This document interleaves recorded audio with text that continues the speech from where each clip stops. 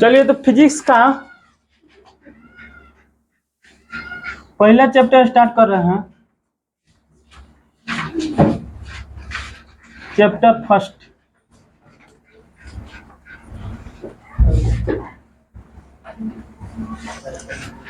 Reflection of light. Reflection of light.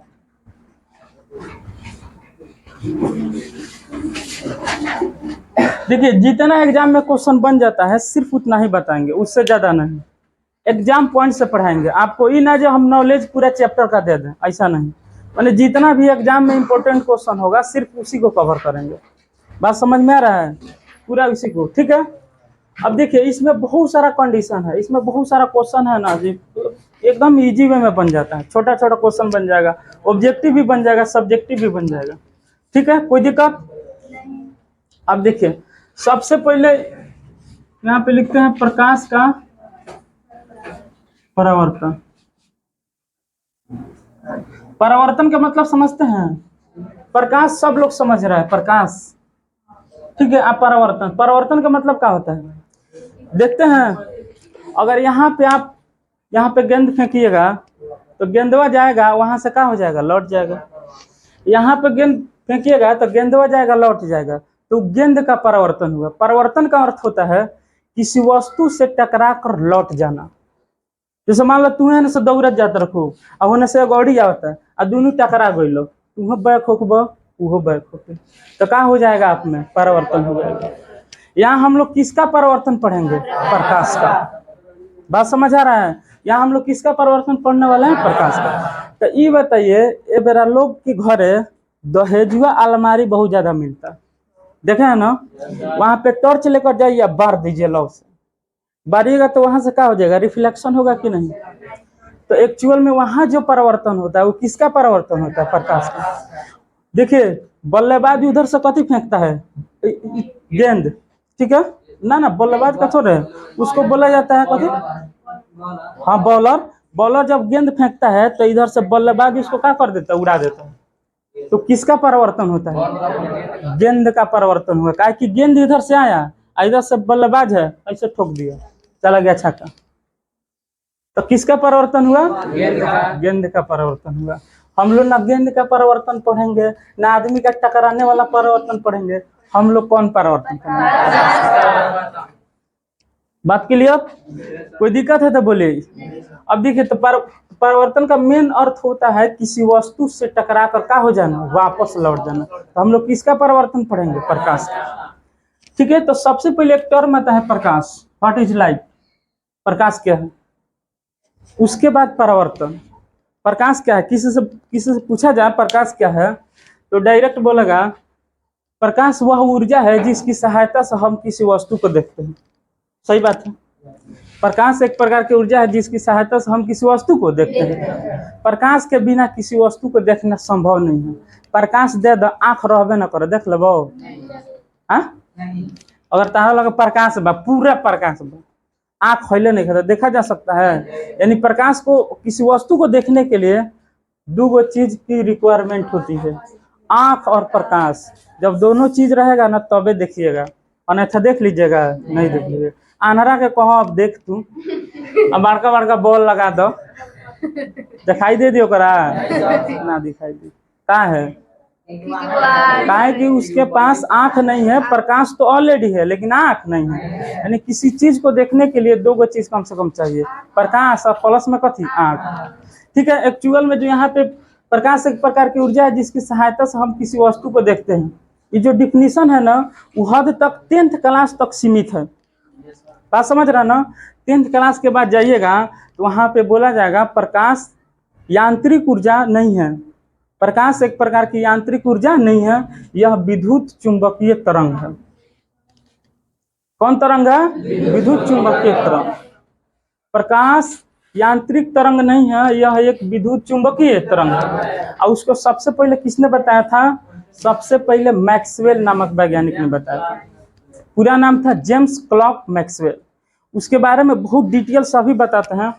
देखिए यहाँ ऐसे कर देते हैं, ऐसे 4 को ऐसे घेर देते हैं, कैमरा में दिखाई दे रहा है, देखिएगा 1 2 3 आई 4 हो गया। यहाँ पे लिखते हैं न्यूटन। न्यूटन न्यूटन का कणिका सिद्धांत। कणिका सिद्धांत, ध्यान से सुनिएगा एक एक बात, ठीक है ना। न्यूटन का कणिका सिद्धांत, यहाँ पे हाइगेंस का तरंग सिद्धांत। तरंग सिद्धांत, सिद्धांत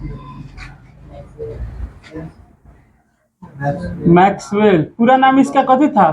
जेम्स क्लर्क मैक्सवेल। जेम्स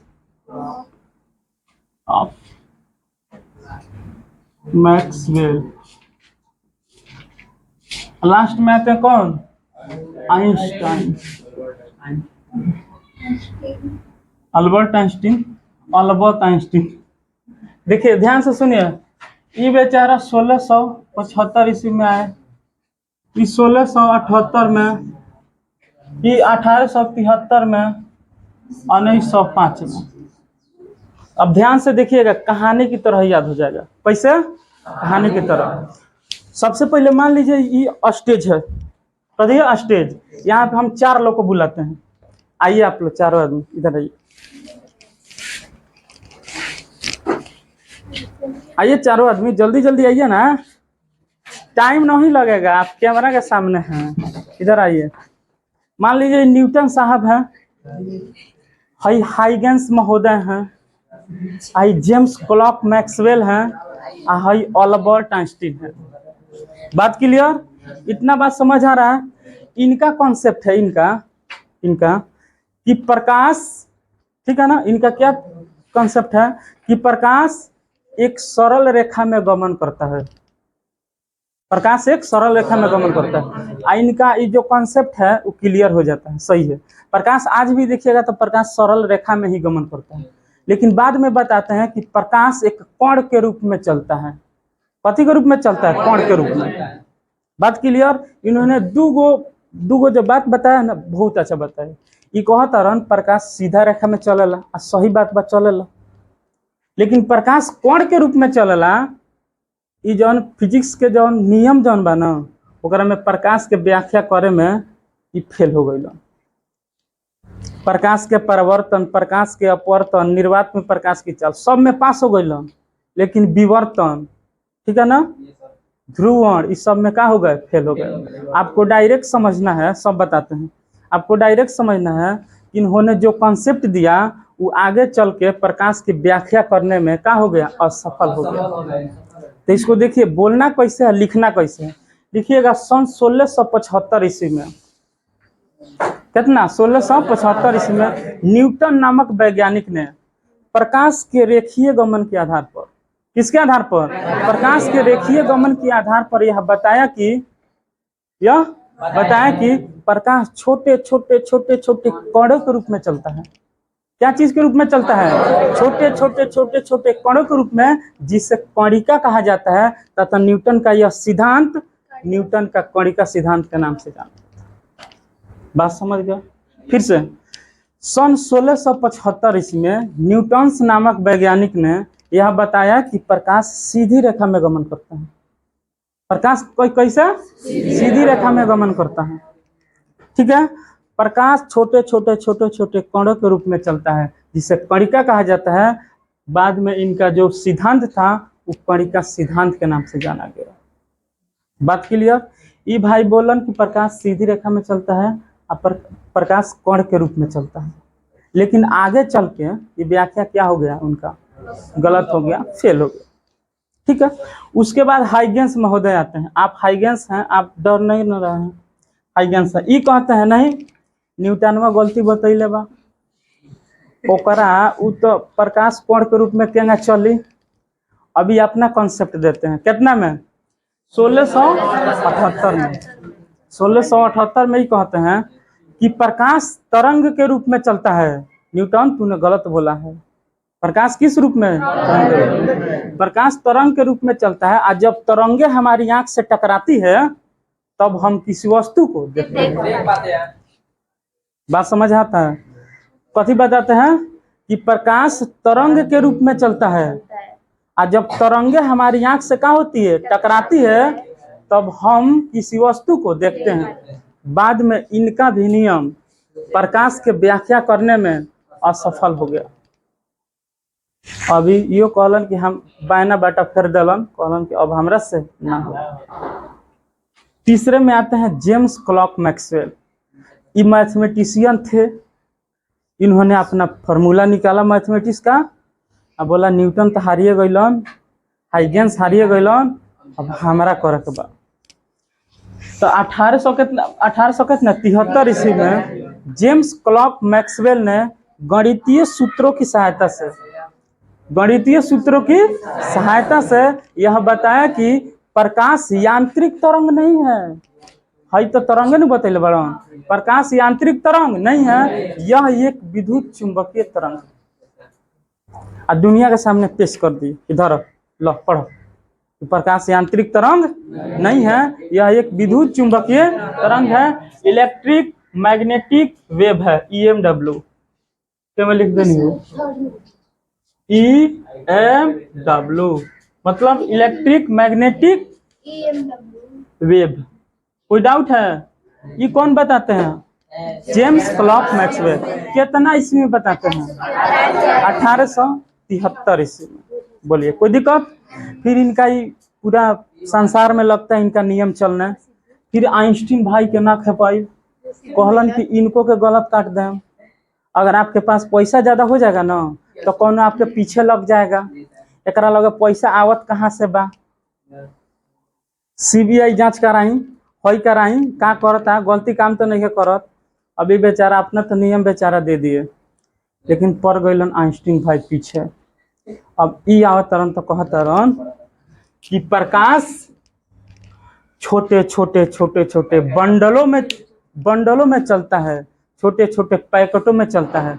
बताओ पैकेट में चलित हो प्रकाश, पैकेट में चलता है, लेकिन ये क्या कहलन? प्रकाश छोटे छोटे बंडलों अथवा पैकेटों में चलता है, जिसे क्वांटा या फोटॉन कहा जाता है। इसे क्या बोला जाता है? क्वांटा या फोटॉन। बात क्लियर? कथी बताते हैं? प्रकाश छोटे छोटे पैकेटों अथवा बंडलों के रूप में चलता है, जिसे क्वांटा या फोटॉन कहा जाता है। बात क्लियर? इन्होंने क्या बताया? इन्होंने बताया प्रकाश सरल रेखा में चलता है और प्रकाश कण के रूप में चलता है। इनका नियम कणिका नियम कहलाया, कणिका सिद्धांत कहलाया। ये बेचारा कहते हैं कि प्रकाश एक प्रकार की तरंग है, और जब तरंगे हमारी आंख से टकराती है तो हम किसी वस्तु को देख पाते हैं। ये बेचारा कहते हैं, ये मैथमेटिशियन है, ये अपना मैथ का फार्मूला निकालते हैं कुछ, और वहां से ही बताते हैं प्रकाश यांत्रिक तरंग नहीं है, यह एक विद्युत चुंबकीय तरंग है। आई बेचारे बताते हैं प्रकाश छोटे छोटे पैकेटों अथवा बंडलों के रूप में चलता है, जिसे क्वांटा या फोटॉन कहा जाता है। अब यहाँ से मस्त क्वेश्चन आपको दे रहे हैं, बहुत अच्छा क्वेश्चन। सबसे पहले प्रकाश को फोटॉन नाम किसने दिया? क्वांटा नाम किसने दिया? ठीक है। प्रकाश एक प्रकार की विद्युत चुंबकीय तरंग है, किसने बताया? कब बताया? प्रकाश एक प्रकार की तरंग है, जब तरंगे हमारी आंख से टकराती है तो हम किसी वस्तु को देखते हैं, किसने बताया? कब बताया? प्रकाश एक सीधी रेखा में गमन करती है। प्रकाश एक सीधी रेखा में गमन करती है। कोई दिक्कत है? बोलिए। प्रकाश एक सीधी रेखा में गमन करती है, किसने बताया? न्यूटन। प्रकाश कण के रूप में चलता है, किसने बताया? न्यूटन। बात क्लियर? कोई दिक्कत? देखिए थोड़ा भी परेशानी हो तो जरूर बोले, भले वीडियो अपने जगह पर है, हम लोग पढ़ रहे हैं अपने जगह पर, ठीक है। कोई भी प्रॉब्लम होगा तो खड़ा होकर आप बोल सकते हैं। आई वीडियो देखिएगा, पॉज करके पूरा इसका आंसर लिखिएगा। फिर से एक बार दोहरा रहे हैं। सन 1675 ईस्वी में न्यूटन नामक वैज्ञानिक ने प्रकाश के रेखीय गमन के आधार पर यह बताया कि प्रकाश छोटे छोटे कणों के रूप में चलता है, जिसे कणिका कहा जाता है। और न्यूटन का यह सिद्धांत कणिका सिद्धांत के नाम से जाना जाता है। यह सिद्धांत प्रकाश का परावर्तन, अपवर्तन, निर्वात में प्रकाश की चाल आदि को व्याख्या करने में सफल रहता है, लेकिन बाद में यह प्रकाश की प्रकृति को व्याख्या करने में असफल हो जाता है। बात क्लियर? कोई दिक्कत? अब देखिए, उसके बाद 1678 ईस्वी में 3 साल बाद हाइगेंस से रहल ना गई, इनका कामयाबी को देख के 3 साल इनके नियम चलो, इनका सरहल ना गई। कहलन कि प्रकाश एक प्रकार की कथी है, तरंग है। जब तरंगे हमारी आई से, आंख से टकराती है, तब हम किसी वस्तु को देखते हैं। एक बात बताइए, कभी आपने शांत जल को देखा है? देखा है यार। तालाब देखे हैं, तो पानिया थोड़ा शांत रहता है। आप बीच में फेंक दीजिए कथी, गेंदा उंदा, चाहे लड़का सब देखबे करता है, पत्थर होता फेंक देता है बीच में। अब मान लो पत्थर तो बीच में फेंक दिला, तो वहां से एक लहर उत्पन्न होगी, ऐसे ऐसे ऐसे कांपते कांपते कांपते कांपते पानिया कहाँ आ जाएगा, किनारा पे आ जाएगा। ऐसे ऐसे कांपेगा कि नहीं? आप किनारा पे आके धक धक ऐसे मारेगा, ऊपर छलांग मारेगा, जैसा समुद्र में हरदम होता है। ठीक है, तो उसी प्रकार है जो चल रहा है ना, ऐसे ऐसे ऐसे ऐसे करके चलता है, इस तरह ऐसे ऐसे। इसी को वेव बोला गया है। कथी बोला गया? तरंग। वेव को तरंग बोला जाता है। कोई दिक्कत है? उसके बाद कौन आते हैं? James clerk Maxwell. ये क्या करते हैं? ये देखते हैं कि भाई न्यूटन भाई भी फेल हो गए, हाइगेंस भी फेल हो गए। इनके पास मैथमेटिशियन थे, मैथ का फार्मूला उर्मूला कुछ निकालते हैं और बताते हैं कैलकुलेशन अपना करके कि प्रकाश यांत्रिक तरंग नहीं है, यह एक विद्युत चुंबकीय तरंग है, इलेक्ट्रिक मैग्नेट वेव है, इलेक्ट्रिक मैग्नेटिक वेव है, विद्युत चुंबकीय तरंग है। उसके बाद से कौन आ जाते हैं? आइंस्टीन। ये क्या कहते हैं? प्रकाश छोटे छोटे पैकेटों अथवा बंडलों में के रूप में चलता है, जिसे फोटोन या क्वांटा कहा जाता है। यहाँ से ऑब्जेक्टिव व सब्जेक्टिव पूरे एक साथ, कहीं से भी क्वेश्चन लिख दीजिए। बात समझ में आया? कोई दिक्कत नहीं है। चलिए आप जा सकते हैं आइंस्टीन महाराज, न्यूटन जी। बोलिए आगे चला जाए। इसको लिखवाना पड़ेगा कि ऐसे सुन के लिख लीजिएगा? बोलिए आना तो नोट्स दे देंगे आपको। बोलिए मान लेते हैं लिखवाएंगे तो बार बार क्या होगा पता है? टाइम थोड़ा लग जाएगा। आप जैसे बोलिएगा वैसे कर देंगे, कहिएगा तो लिखवा देंगे, लाइन बाय लाइन लिखवा देंगे। आना तो नोट्स दे देंगे, जैसी आपकी इच्छा। देखिए दीप्त वस्तुएं क्या होती है? दीप्त वस्तुओं को बोला जाता है प्रदीप्त, इसी को बोला जाता है दीप्तिमान। कथी बोला जाता है? दीप्तिमान। इंग्लिश में बोला जाता है लुमिनेंस, ऐसे। ठीक है ना? तो दीप्त वस्तुएं या प्रदीप्त वस्तुएं या दीप्तिमान वस्तुएं सब कथी है? सेम नाम है। एक आदमी का दूगो नाम ना होला, दूगो तीन गो नाम होला। तो दीप्त वस्तुएं कहिए, चाहे प्रदीप्त वस्तु कहिए, चाहे दीप्तिमान वस्तु कहिए। तो जो वस्तुएं स्वयं प्रकाश उत्सर्जित करती है, स्वयं प्रकाश को पैदा करती है, वैसे वस्तु को क्या बोलेंगे? दीप्त वस्तु। स्वयं प्रकाश यानी उसको जलाने की आवश्यकता नहीं है, खुद जलता है। बात समझ रहे हैं ना? जैसे क्या हो सकता है बताइए? सन हो सकता है। इसमें भी दो तरीका से आता है, एगो तो होता है मानव निर्मित, एगो होता है कथी? प्राकृतिक। तो मानव निर्मित में क्या हो जाएगा? बल्ब हो जाएगा कि नहीं? आप प्राकृतिक में क्या हो जाएगा? सन।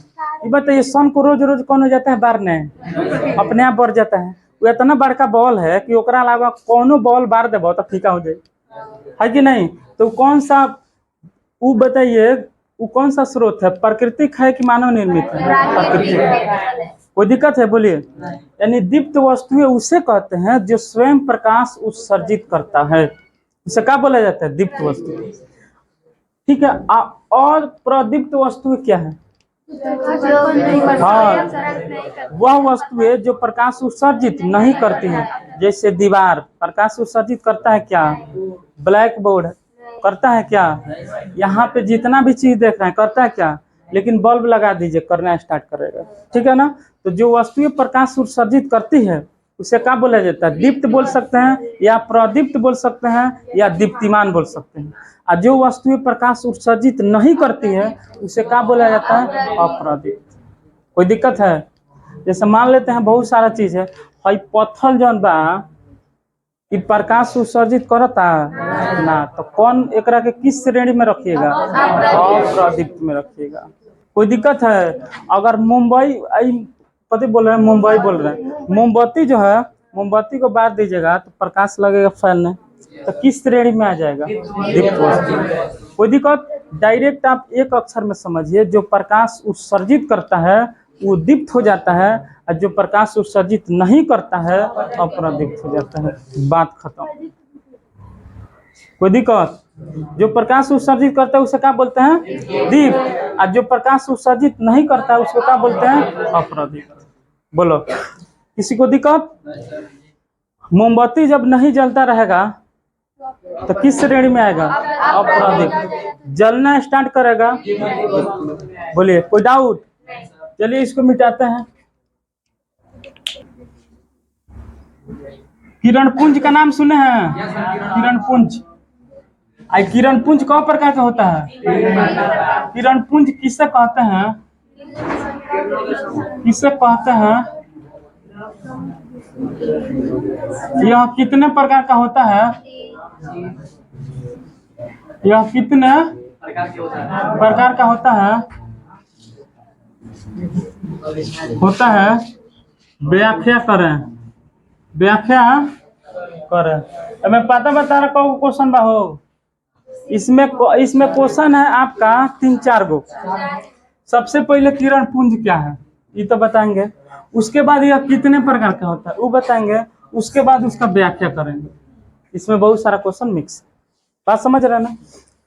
तो ये बताओ, गांव देहात में एगो चीज मिलेला, पुआरा। पुआरा देखे ना, अब पुआरा के ऊपर जब बहुत सारा पुआरा हो जाएगा तो हम लोग उसको पुंज बोलेंगे। कभी बोलेंगे पुंज। आ केहू को लगा पैसा जब ज्यादा अमाउंट में बा तो उसको हम लोग पूंजी बोलेंगे, बोलते हैं ना। तो कोई भी चीज अगर ज्यादा अमाउंट में हो जाता है तो उसी को क्या बोला जाता है? पूंज। यहाँ किसको बारे में पढ़ना है? किरण। तो किरणों के समूह को क्या बोलते हैं? किरण पुंज बोलते हैं। किरणों के समूह को क्या बोलेंगे? किरणों के समूह को किरण पुंज कहते हैं, यही ना कहते हैं? किरण पुंज। ये बताओ, मान लीजिए जाकर गलती से बिहान प्रकाश पुंज दे दे तो ना कह सकता है प्रकाश के समूह को प्रकाश पुंज कहते हैं, आराम से कह सकते हैं। किरणों के समूह को किरण पुंज कहा जा सकता है, तो प्रकाश के समूह को प्रकाश पुंज नहीं कह सकते हैं। बात क्लियर? कोई दिक्कत है बताइए। अब आइए, किरण पुंज जो होता है ना वो होता है 3 प्रकार के। कौ प्रकार के होता है? 3 प्रकार के। एगो बहुत सुंदर ट्रिक बा। ट्रिक का बा, आप समाइए अभी। आप अभी नहीं समाइएगा तो समझ जाइए सब स्टार्ट हो जाएगा। आप समाइए अभी। जैसे मान लीजिए गेट पर कोई खड़ा है, गेट बंद होने वाला है, तो कोई क्या बोलता है? जल्दी समाओ, जल्दी समाओ, जल्दी अंदर आओ। आप समाइए अभी, ध्यान से सुनिए। आज से हो जाएगा। अब सारी साफ दिमाग को ना इतना क्लीन रखना है कि यहाँ पे जो भी चीज पढ़ा है पूरा का पूरा दिमाग में जाए, पूरा का पूरा। अब कहीं से भी कोई प्रॉब्लम है तो जरूर बोलिए कि सर यहाँ प्रॉब्लम है, ठीक है ना? अब सारी किरण पुंज यहाँ समानांतर किरण पुंज, समानांतर किरण पुंज यहाँ तक दिख रहा है ना? अभी सारी किरण पुंज, अभी सारी किरण पुंज, किरण पुंज, किरण पुंज। अब ध्यान से सुनिए, आप समाइए अभी, याद हो जाएगा, बहुत नॉर्मल सी बात है। कोई दिक्कत है? फिर से रिपीटेशन करते हैं। किरणों के समूह को किरण पुंज कितना होता है? 3। कौन कौन होता है भैया? आप समाइए अभी। अब सारी समानांतर कथी? अभी सारी। इसमें किसी को दिक्कत? आगे चलते हैं। एक बात आप लोग सुने होइएगा, अप डाउन वाला सुने हैं? यहाँ से हमको सुभद्रा जाने में और आने में कितना टाइम लगता है? लोग कहता है सुभद्रा जाने आने में यानी अप डाउन करने में 1-1.5 घंटा टाइम लग ही जाएगा। तो अप के मतलब क्या होता है? जाना, और डाउन का मतलब क्या होता है? आना। बात समझ रहे हैं ना? अब यहाँ देखिए, अब सारी यहाँ पे लिखा हुआ है ना, अब यहाँ पे इसका व्याख्या करते हैं, ध्यान से सुनिए। अब सारे किरण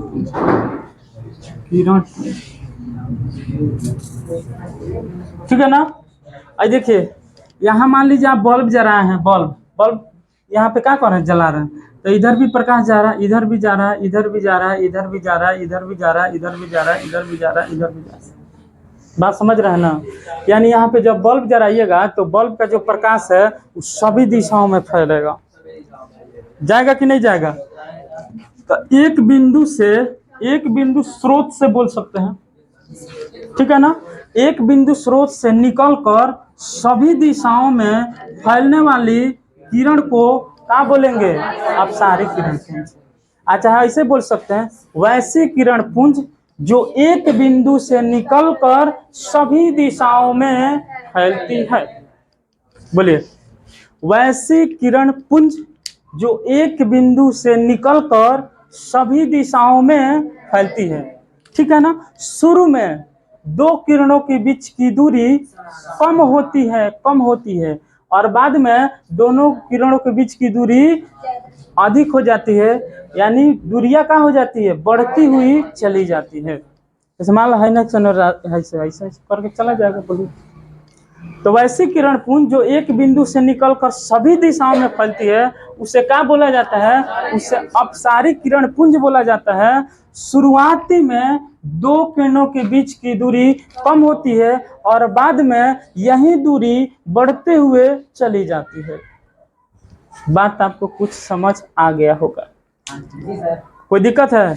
वैसी किरण पुंज जो एक बिंदु से निकलकर फैलती है, शुरू में दो किरणों के बीच की दूरी कम होती है और बाद में दोनों किरणों के बीच की दूरी बढ़ते हुए।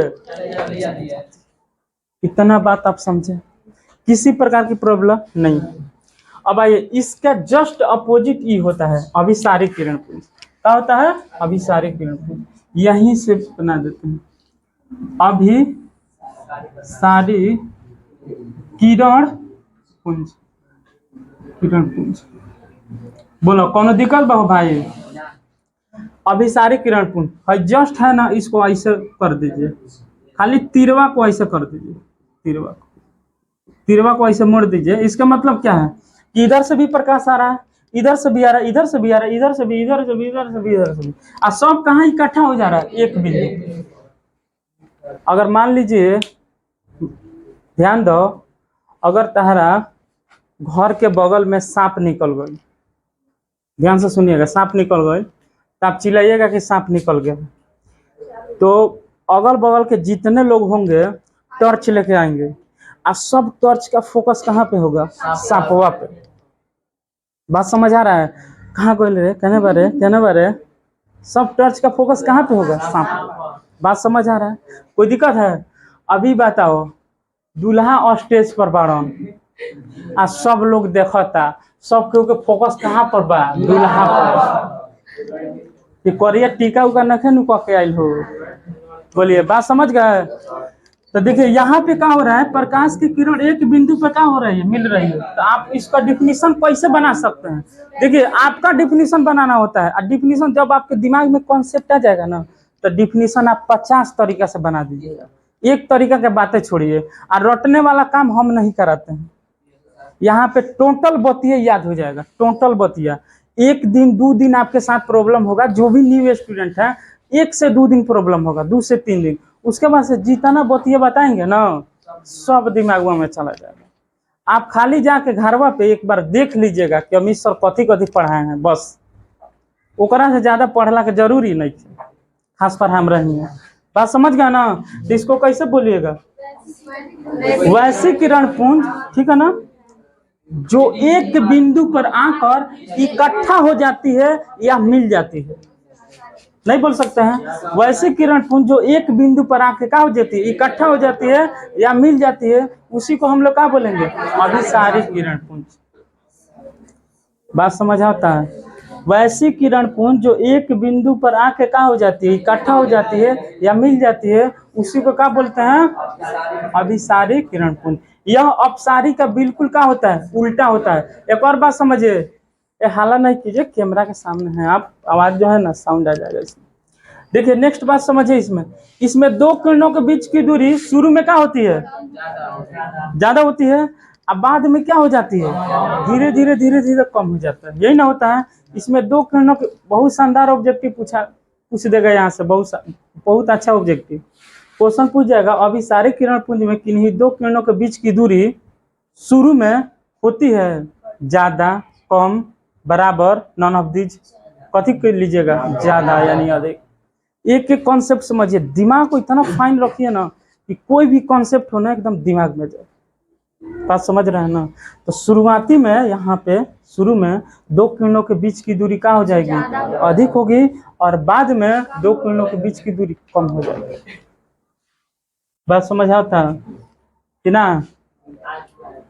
तो एग्जाम्पल दें, बहुत खतरनाक एग्जाम्पल। शादी जब नहीं हुआ रहता है तब लड़का ओह पार और लड़की एह पार। बात समझ रहे हैं ना। और जब सदिया निचका जाता है तो दूरिया लगता है घट में, और घटते घटते एक दिन साफा मिल जाता है। बात समझ रहे हैं। एक दिन दूरी तो साफ हेगा मिल जाला हो। बात समझ गए होंगे आप लोग, होशियार आदमी हैं। बोलिए। अब देखिए समानांतर किरण पुंज, समानांतर किरण पुंज, किरण पुंज। अब देखिए भाई, मान लो तारा घर में चोर ढुकल बा, आ तू बाड़ा अकेले, आ उहो बा अकेले, ठीक बा। बात क्लियर।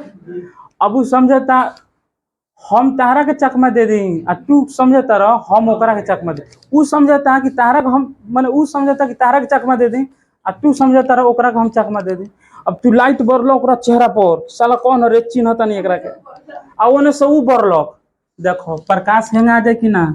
एगो लाइट ऐसे जाई, एगो लाइट ऐसे है ना। मान लो आप हैं, आ है आपका चोर है। बोलिए।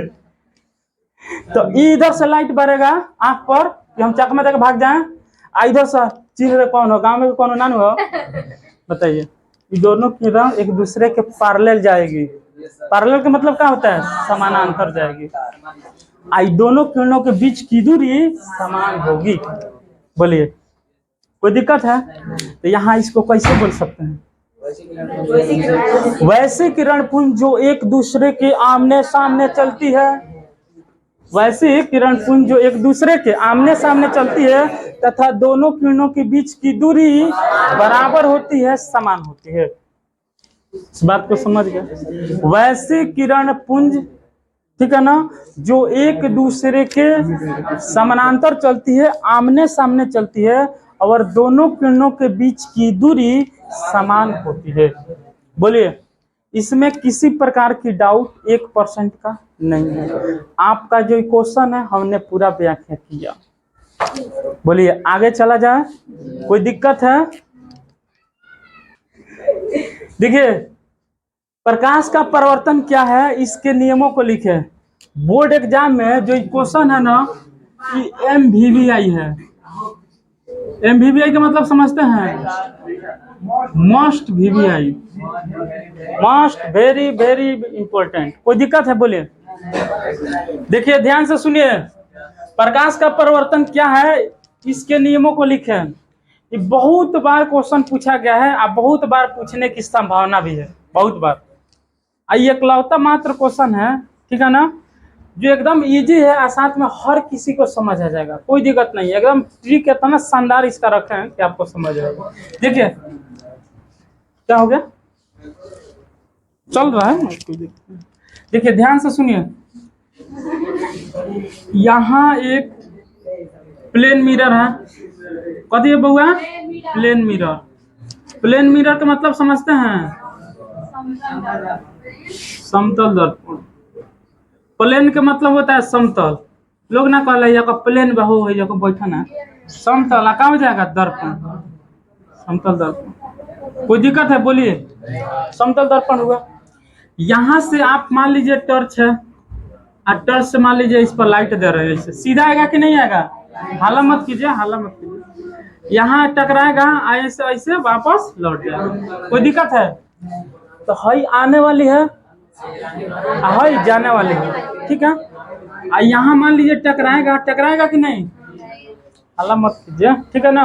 अब देखिए, तो प्रकाश की किरण यहाँ पे आ रही है, यहाँ पे टकरा रही है, यहीं से टकरा के अपने ही माध्यम में क्या हो जा रही है, वापस लौट जा रही है। देखो बात समझो, जब प्रकाश की किरण किसी सतह पर पड़ती है तो टकराने वाली जो किरण होती है उसी को क्या बोलेंगे, आपतित किरण।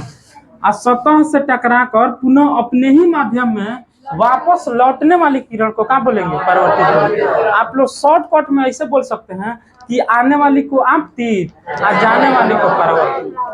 कोई दिक्कत है? अब देखिए आपतित किरण और परावर्तित किरण, इसको लिखते जाते हैं यहाँ पे। इसको बोला जाता है आपतित किरण। कौन किरण हो बउआ? आपतित किरण। किरण इंग्लिश में इसको इंसिडेंट रे बोला जाता है। Incident ray, incident ray. इसको बोलते हैं रिफ्लेक्टेड रे।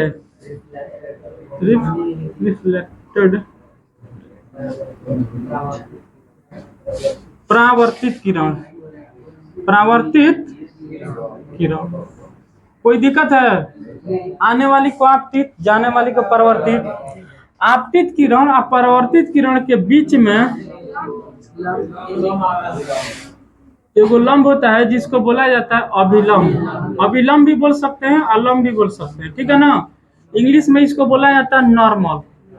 कभी बोला जाता है नॉर्मल। ध्यान से सुनिए, कोई पूछेगा अभिलंब किसे कहते हैं? एकदम सिंपल चीज, आपतित किरण और परावर्तित किरण के बीच डाले गए लंब को अभिलंब कहते हैं। कोई दिक्कत है? आपतित किरण और परावर्तित किरण के बीच डाले गए लंब को क्या कहते हैं? अभिलंब कहते हैं। देखिए, तो आपतित किरण और परावर्तित किरण के बीच डाले गए लंब को क्या बोलेंगे? अभिलंब बोलेंगे। अब यहाँ देखिए, आपतित किरण इस पर आके टकरा रही है और यहीं से परावर्तित किरण जा रही है और अभिलंब भी यहीं पे आके मिल रहा है। तो कौ गो चीज यहाँ पे मिल रहा है? 3 गो। आपतित किरण, अभिलंब और परावर्तित किरण। इस बिंदु को जहाँ पे मिलता है ना, उसी को बोलते हैं point of incident. Point of incident मतलब हुआ आपतन बिंदु। कथी नाम है इसका? आपतन बिंदु। बोलिए, कोई दिक्कत है क्या? फिर से समझिए, आने वाले किरण को आपतित, सतह से टकरा कर वापस लौटने वाली किरण को परावर्तित। आपतित किरण परावर्तित किरण के बीच डाले गए लंब को अभिलंब। आपतित किरण पर आपतित किरण, अभिलंब और परावर्तित किरण जिस बिंदु पर मिलता है उसको आपतन बिंदु। बात क्लियर? आपतित किरण, अभिलंब और परावर्तित किरण जिस बिंदु पर मिल जाता है उसी को क्या बोलेंगे? आपतन बिंदु। कोई दिक्कत है? यहाँ तक कोई दिक्कत नहीं होना चाहिए। यहाँ पर देखिए कुछ एंगल बन रहा है और यहाँ पर भी एंगल कुछ बन रहा है। आप देखिएगा खूब अच्छा से, तो ये एंगल किसके, ये इस एंगल को बनाने में कौन कौन सहायता कर रहा है? यहाँ पे देखिए, हई कथी है? आपतित किरण, हई कथी है? अभिलंब। तो ध्यान से सुनिए, आपतित किरण और अभिलंब के बीच बने कोण को क्या बोलेंगे? आपतन कोण। क्या बोलेंगे? आपतन कोण बोलेंगे। आपतन कोण। इसको इंग्लिश में कथी बोला जाता है? Angle of incident. इंसिडेंट। कोई पूछेगा आपतन कोण किसे कहते हैं? जाहिर सी बात है, आपतित किरण और अभिलंब। आपतित किरण अभिलंब के बीच में जो कोण बनता है ना, उसी को क्या बोलेंगे? बात समझ में आ गया होगा। यहाँ पे देखिए, यहाँ पे भी एंगल बन रहा है ना, इसे नीचे की तरफ देख रहा है ना, इसको बोलेंगे परावर्तन कोण। कभी बोलेंगे? परावर्तन कोण। Angle of reflected.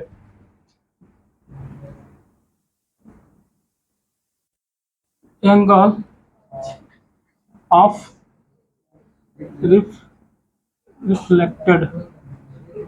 रिफ्लेक्टेड मतलब कथी हुआ? परावर्तन कोण। कोई दिक्कत है? बोलिए फिर से एक बार आइए, पूरे फिगर को आप देख रहे हैं खूब अच्छा सा। ये कथी है भाई? समतल दर्पण है। इसको समतल दर्पण बोल सकते हैं या कोई भी सतह ले सकते हैं जो चिकना हो, ठीक है ना। कोई दिक्कत है? चिकना सतह पर ही लाइट का क्या होता है? परावर्तन होता है। या बहुत ऐसा जानते हैं, यहाँ से लाइट लिए हैं, यहाँ से प्रकाश की किरण आती है तो कहीं ना कहीं टकराएगा और टकरा के अपने ही माध्यम में क्या हो जाएगा? वापस आ जाएगा। यहाँ से जब प्रकाश की किरण आ रही है तो आने वाली किरण को क्या बोलेंगे? आपतित किरण। और यहाँ से टकरा के अपने ही माध्यम में वापस लौटने वाली किरण को क्या बोलेंगे? परावर्तित किरण। आपतित किरण और परावर्तित किरण के बीच में जो लाइन खींची जाती है उसको क्या बोलते हैं? अभिलंब बोलते हैं। और इंग्लिश में कथी बोलते हैं? नॉर्मल बोलते हैं। तो आपतित किरण परावर्तित किरण के बीच डाले गए लंब को क्या बोलेंगे? अभिलंब। अभिलंब क्या करता है? आपतित किरण और परावर्तित किरण को अलग अलग 2 गो भाग में क्या करता है? बांट देता है। अब देखिए यहाँ पे आपतित किरण और अभिलंब के बीच में जो एंगल बनता है उसी को आपतन कोण बोला जाता है। और परावर्तित किरण और अभिलंब के बीच में जो एंगल बनता है उसको क्या बोला जाता है? परावर्तन कोण बोला जाता है। इतना आपको याद करने की कोई आवश्यकता नहीं है, आप डायग्राम से देख के बोल सकते हैं। आने वाली आपतित, जाने वाली परावर्तित, आने वाली आपतित और जाने वाली परावर्तित, आपतित और परावर्तित के बीच डाले गए लंब को अभिलंब, आपतित किरण परावर्तित किरण अभिलंब जहां मिलता है उसको क्या बोलेंगे? आपतन बिंदु। आपतित किरण अभिलंब के बीच के कोण को आपतन कोण, आप परावर्तित किरण अभिलंब के बीच के कोण को परावर्तन कोण। इतना बात अब समझ गए, कोई दिक्कत है? अब देखिए इसमें नियम कब होता है बउआ? 2 गो नियम होता है। 2 गो नियम देखिए क्या होता है, ठीक है। अब देखिए यहाँ पे लिख रहा है, यहाँ पे नियम 2 गो होता है। कौ गो नियम होता है? प्रकाश के परावर्तन के 2 गो नियम होता है। 2 गो नियम हुआ कथी कथी होता है अभी आपको याद हो जाएगा। देखिए हई है आपतित किरण, हई है अभिलंब, हई है परावर्तित किरण, यही ना है? ऐसे ऐसे बोलते चले जाना है। आपतित किरण, अभिलंब और परावर्तित किरण तीनों 1 2 3 तीनों को ना हुआ। आपतित किरण, अभिलंब और परावर्तित किरण तीनों आपतन बिंदु पर मिलता है। पहल का नियम खत्म। बात समझ गए? आपके बुक में ऐसा लिखा है, आपतित किरण, परावर्तित किरण तथा आपतन बिंदु पर डाले गए अभिलंब तीनों एक ही तल पर चाहे एक ही बिंदु पर मिलता है। लेकिन वो वाला उसका काम है लिखना, वो लिख दिया। मेरा हम कैसा कॉन्सेप्ट रखते हैं वो हम समझते हैं। देखिए जब आपको आगे बढ़ना है ना, अपने लैंग्वेज में चीज़ों को तोड़ना सीखिए। यहाँ पे ऐसे भी तो बोला जा सकता है आपतित किरण, अभिलंब और परावर्तित किरण 1 2 3 यानी तीनों आपतन बिंदु पर मिलता है। आप ऐसे आंख बंद करके भी देखिएगा ना तो आपतित किरण, अभिलंब और परावर्तित किरण 1 2 3 तीनों आपतन बिंदु पर मिलता है। पहल का नियम खत्म। बोलो याद हो गए लोग खूब अच्छा से? किसी को कोई दिक्कत? दूसरा नियम में आइए। आपतन कोण परावर्तन कोण के का होता है? बराबर होता है। हऊ जवन अलमरिया मिलता दहेजुआ उसमें जितना एंगल से मरबो लाइट उतना ही एंगल से वो प्रकाश को क्या करेगा? परावर्तित करेगा, ठीक है ना? अगर मान लेते हैं 30 डिग्री एंगल से मारते हैं तो वो 30 डिग्री से फेंकेगा। उसके बीच में आप अभिलंब डालिएगा ना तो कितना डिग्री एंगल बनेगा? 30 डिग्री। यानी आपतन कोण का मान अगर 30 डिग्री है तो परावर्तन कोण का मान भी 30 डिग्री ही होगा। बात समझ आ रहा है? कोई दिक्कत नहीं ना? आपतन कोण का मान यदि 45 डिग्री है तो परावर्तन कोण का मान भी 45 डिग्री होगा। यहाँ से बात आप समझ सकते हैं कि आपतन कोण परावर्तन कोण के बराबर होता है। ये कौन सा नियम है? दूसरा। पहला नियम हम आपको बताए हैं, आपतित किरण, अभिलंब और परावर्तित किरण तीनों आपतन बिंदु पर मिलता है। याद हो गया होगा। दूसरा नियम बताए हैं, आपतन कोण परावर्तन कोण के बराबर होता है। अगर नहीं याद है तो वो कोनो बात नहीं है। उसके लिए एक बहुत जबरदस्त ट्रिक है। देखिए आप अभी आपतन बिंदु पर हैं, दिखाई दे रहा है ना? आपतन बिंदु पर हैं। अब देखिए ध्यान से सुनिए, यहाँ इसका मतलब समझिए, याद हो जाएगा। आप अभी कहाँ पे हैं? आपतन बिंदु पर। एक लाइन का चीज है, आप अभी आपतन बिंदु पर हैं। पहले का नियम देखिए, आज से हो जाएगा आपतित किरण, आप से परावर्तित किरण, अभी से अभिलंब, आपतित किरण, परावर्तित किरण, अभिलंब। आपतन बिंदु पर मिलता है कि नहीं मिलता है? बताइए। तो यहाँ से नहीं लिख सकते हैं, नहीं से ब्रेक कर सकते हैं। इसको ब्रेक का मतलब तोड़ नहीं सकते हैं, तोड़ के लिख सकते हैं कि आप आपतित किरण, परावर्तित किरण और अभिलंब तीनों आपतन बिंदु पर मिलता है। पहले का नियम खल्लास, ठीक है। और दूसरा नियम, आप आपस में बराबर हैं, आप आपस में बराबर हैं, बराबर हैं। आप आपस में कथी है? बराबर है। आप के मतलब आपतन कोण, आप के मतलब परावर्तन कोण। आपतन कोण परावर्तन कोण आपस में बराबर होता है कि नहीं होता है? बताइए। एकदम होता है। तो आप अभी एक ही तल में है। पहले का नियम, आप आपस में बराबर है। दूसरा नियम, कोई दिक्कत है? यहाँ तक किसी को परेशानी नहीं? यहीं से आप आराम से इसको मैंने कम से कम 2-3 लाइन 4 लाइन में लिख दीजिएगा, इसको 1-2 लाइन में लिख दीजिएगा। इसको एंगल आई बोला जाता है, इसको एंगल आर बोला जाता है।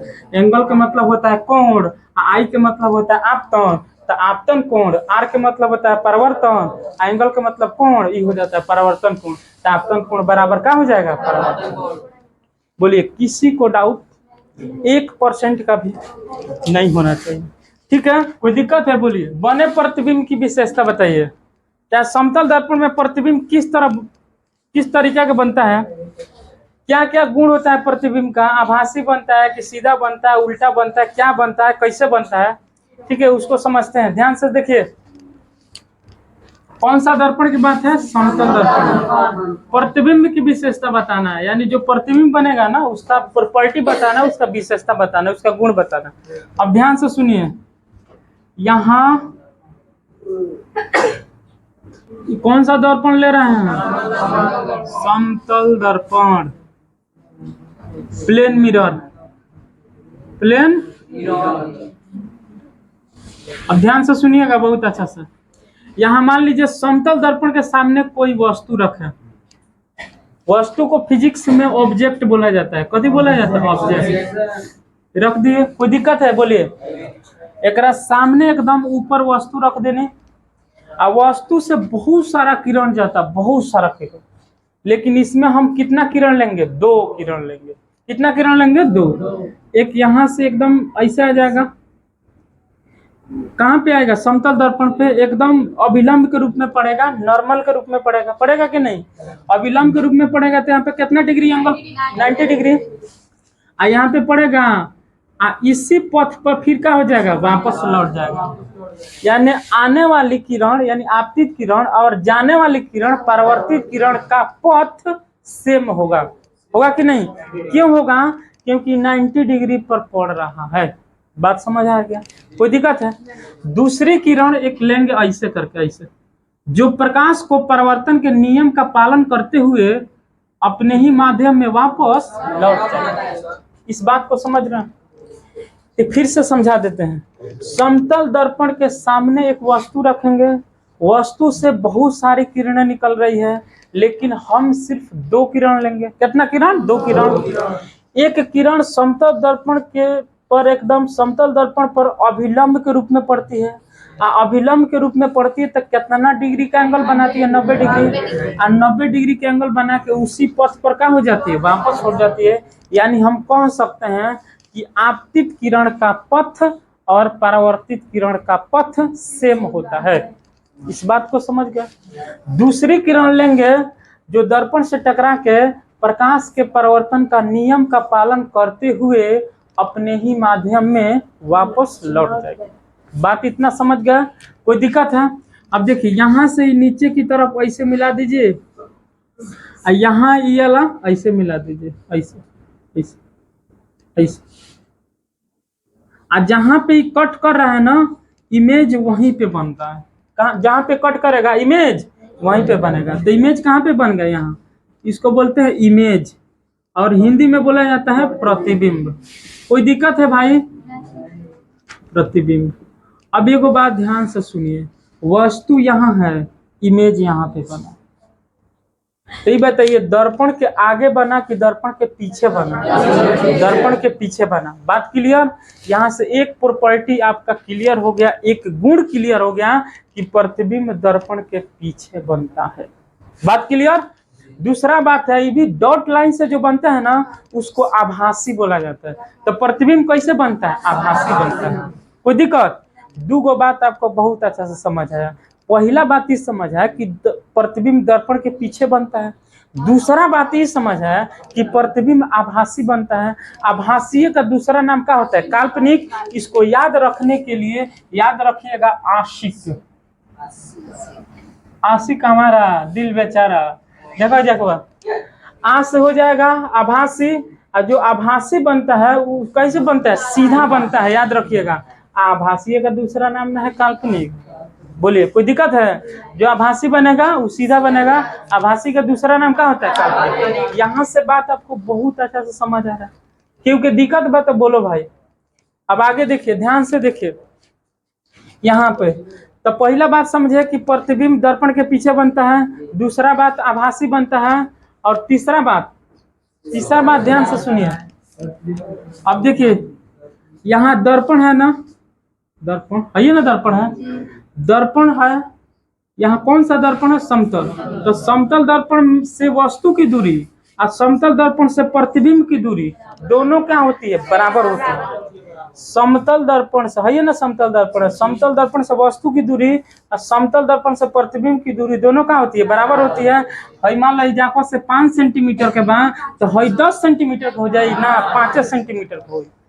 तो तीसरा प्रॉपर्टी आप पॉकेट में कस लीजिए। पहला प्रॉपर्टी दर्पण के कहाँ बनता है? पीछे। दूसरा प्रॉपर्टी आभासी बनता है। तीसरा प्रॉपर्टी कैसे बनता है? आपका दर्पण से वस्तु की दूरी या दर्पण से प्रतिबिंब की दूरी क्या होती है?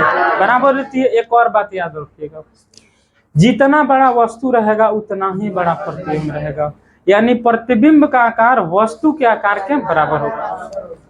तो यहाँ पे कोई बोलेगा कि भाई डिटेल्स ऑफ इमेज दो,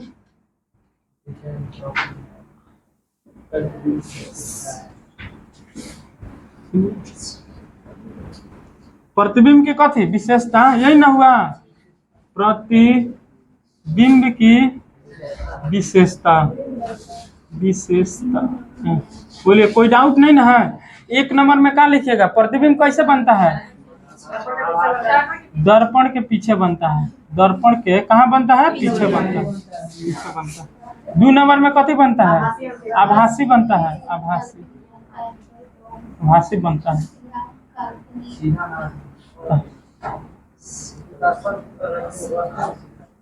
3 नंबर में सीधा बनता है।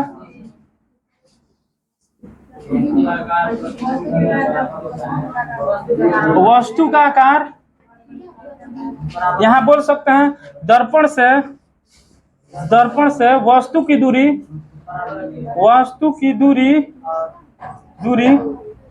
दर्पण से वस्तु की दूरी बराबर होगा प्रतिबिंब की दूरी के। प्रतिबिंब की दूरी, बात समझ आ रहा होगा खूब अच्छा से। दर्पण से वस्तु की दूरी और दर्पण से प्रतिबिंब की दूरी क्या हो जाएगा? बराबर। अब 5वां स्टेप में आप क्या लिख सकते हैं?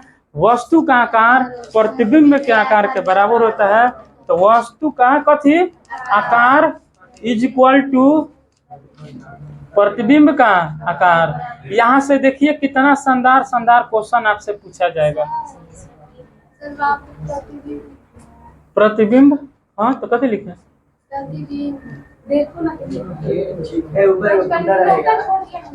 अच्छा, उसे कोई दिक्कत नहीं। देखिए कोई दिक्कत है?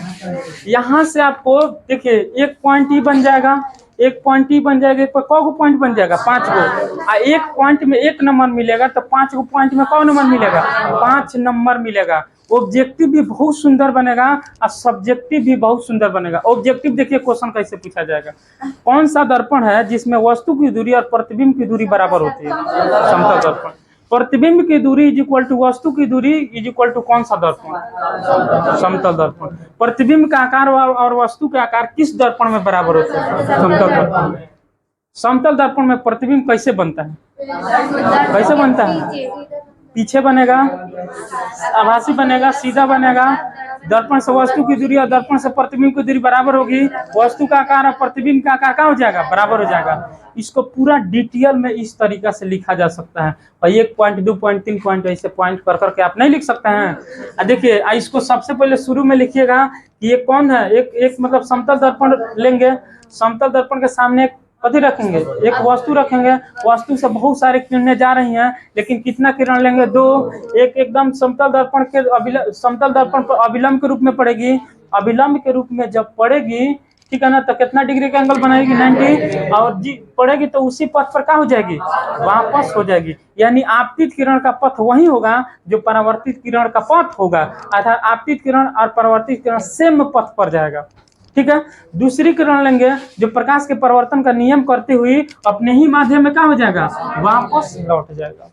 ये जो कटान बिंदु यहाँ पे मिलेगा ऐसे ऐसे करके, वहीं पे क्या बन जाएगा, इमेज बन जाएगा। यह इमेज कैसे बनेगा, दर्पण के पीछे बनेगा, आभासी बनेगा, सीधा बनेगा। दर्पण से वस्तु की दूरी और दर्पण से प्रतिबिंब की दूरी बराबर होगी, वस्तु का आकार और प्रतिबिंब का आकार बराबर होगा। इतना डिटेल जानकारी आप इस क्वेश्चन में दे सकते हैं। बात समझ गया। ऑब्जेक्टिव भी बहुत शानदार यहाँ से बन जाएगा। अभी बता देखिए कि वस्तु की दूरी इज इक्वल टू प्रतिबिंब की दूरी किस दर्पण में होता है, समतल दर्पण, अवतल दर्पण, उत्तल दर्पण। कौन सा दर्पण, समतल दर्पण में प्रतिबिंब का आकार वस्तु के आकार के बराबर कब होता है, कौन सा दर्पण में। बात क्लियर, कोई दिक्कत। मान लेते हैं एग्जाम आया, इन सारी चीजों को आपने भूल गया, सब चीज को भूल गए, टोटल चीज दिमाग में कुछ नहीं, एकदम हड़बड़ाहट सी है, कुछ नहीं है दिमाग में। फिर भी हमको क्वेश्चन बना लेना है और नंबर उठा लेना है। हम बनैबे करेंगे और नंबर देने वाला देवे करेगा। तो ओकरा खातिर जबरदस्त टेक्निक बा, बहुत क्रीम निकाल के रखे हैं, पता है। सबसे पहले देखिए, ध्यान से सुनिए, PAC लिखे हैं, PAC दूगा। कोई अगर बुजुर्ग महिला है, उसको जाके आप पानी पिलाइएगा तो आपको दुआ देगी कि नहीं, देगी कि नहीं। अब ये जानते हैं जो चीजवा जो बताने जा रहे हैं ना, इसका ऑपरेशन कर देगा।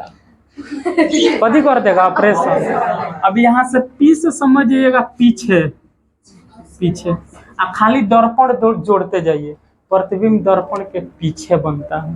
क्लियर, आज से हो जाएगा। आभासी बनता है, आभासी।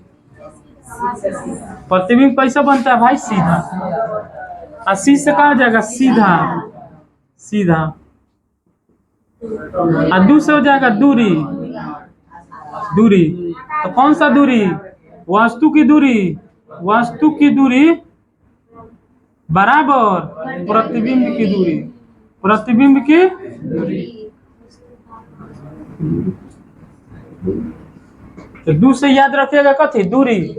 आ से याद रखिएगा आकार, प्रतिबिंब का आकार और वस्तु के आकार बराबर होता है। बताइए एटम बम की तरह काम करेगा कि नहीं, एग्जाम करेगा आराम से। 83 दुआ, पी से पीछे, आ से आभासी, सी से सीधा, दू से दूरी, आ से आकार।